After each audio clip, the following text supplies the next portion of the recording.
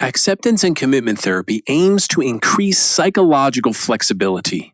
And psychological flexibility is defined as the capacity to contact the present moment, while also being aware of thoughts and emotions, without trying to change those private experiences or be adversely controlled by them, and, depending upon the situation, persisting in behaviors or changing behaviors in the pursuit of chosen values.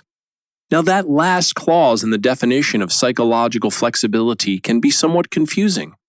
Psychological flexibility calls on people to sometimes persist and sometimes to change. Which is it? Well, acceptance and commitment therapy is a very contextual approach.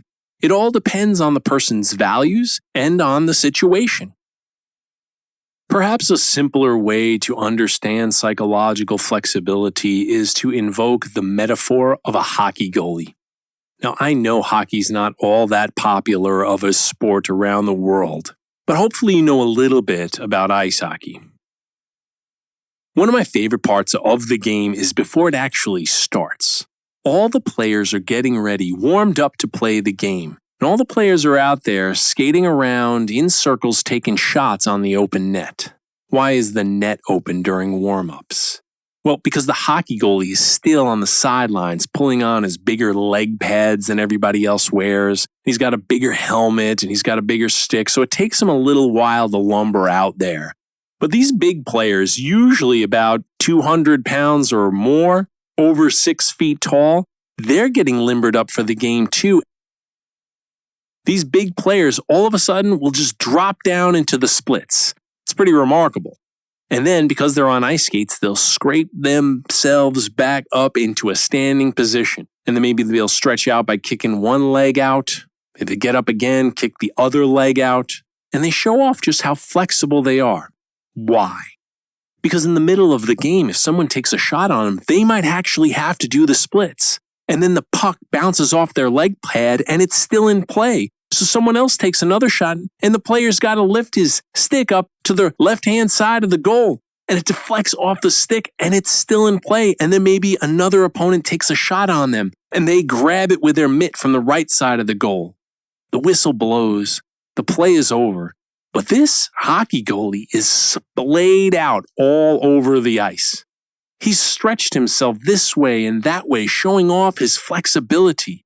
And we might go up to that goalie and say, why do you change your behavior so readily? Why do you change your posture so much? And he might say, it's in the service of my chosen values, eh?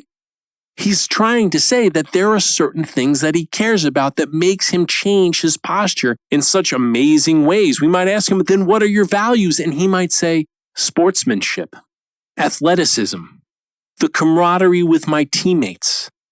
As a professional athlete, I provide for my children and my spouse this way.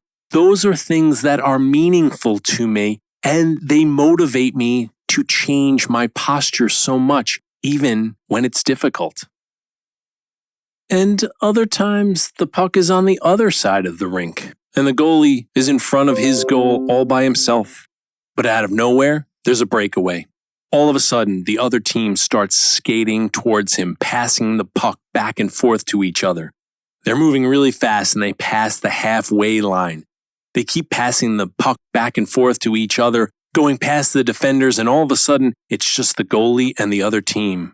One of them goes ahead and takes that slap shot. And this puck, which is made of rubber but hard as a rock and sometimes gets clocked at moving 80 miles an hour, this missile is flying right at the goalie. The impending pain is coming. If we were in this goalie's skates, we'd see that missile flying at us and we'd say, I'm out of here. And we jump out of the way because we don't want to feel the pain. But not this goalie, not this flexible goalie. He sees this flying missile coming right at him and he says, I'm not moving. I'm staying right here. I'm going to persist. And then boom, right to the chest, the puck hits him and he feels the pain. He stays where he is, doesn't get out of the way, and has to feel pain because of it.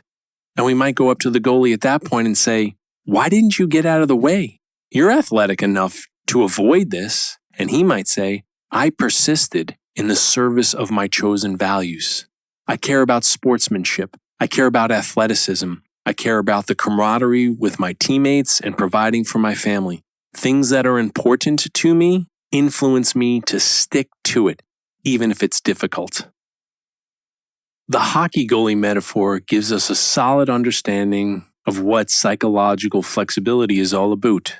Sometimes you persist in your actions, and sometimes you change your actions. It all depends on the context and your values.